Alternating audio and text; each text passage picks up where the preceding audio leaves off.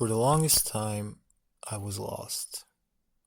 I felt as if there was nothing in this world that would suit my spirit.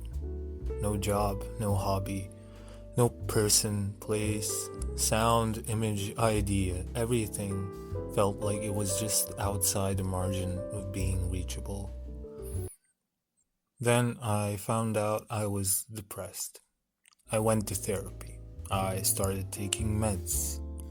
2 years of struggle, nights that made me feel as if I would be better off if I had never been born. I suffered. I self-harmed. I hurt a lot of people throughout this whole process. Nowadays, I think I'm finally free of those negative feelings. I'm not depressed anymore, but I'm still lost.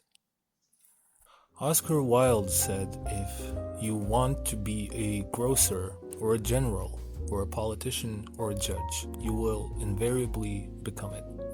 That is your punishment.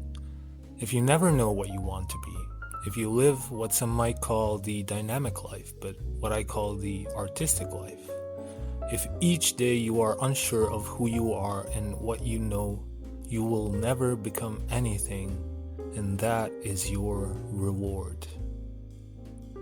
Desire is the root of all pain.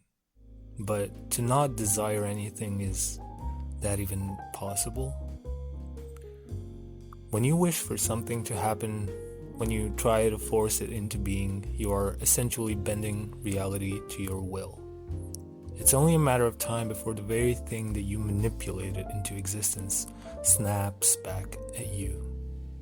As Jordan Peterson said, you cannot bend the strings of reality and not expect them to snap back somewhere down the road. 2 years ago, when I realized that my music is not nearly as good as I thought it was, I gave up. I sold both of my guitars. I was so frustrated, in fact, that I couldn't listen to music, any music, for a whole year. A year later, I wrote my first book, a novella, 30,000 words of the deepest inspiration, the most profound story I could think of. I showed it to a couple of people and they loved it, but I didn't. I thought I finally found out what I want to be in life, that I wanted to be a writer and that everything finally made sense, but it didn't. I'm still lost. The things that I cared for the most, the things I was willing to pour my blood, sweat, and tears into, they hurt me.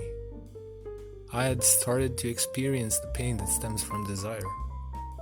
Grief is the price we pay for love, and I was grieving the things I loved with my whole being. So I moved on, and only recently did I find out that I'm free. Certainly, freedom is a complex term.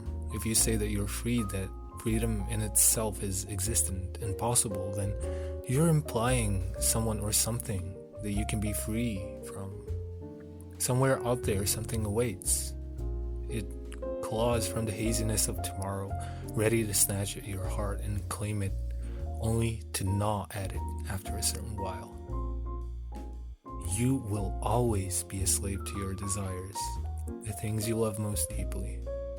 So let us remind ourselves of what Bob Marley said once. The truth is, everyone is going to hurt you. You've just got to find the ones worth suffering for. So I'll keep moving on from the things that hurt me, and on and on and on, until one day I stop and realize that for some inexplicable reason, something I've found along the way seems worthy of all the pain and disappointment. And since love is forgiveness, well, maybe I'll buy a guitar again. Maybe I'll write some stories. Until then, well, I guess I'm free.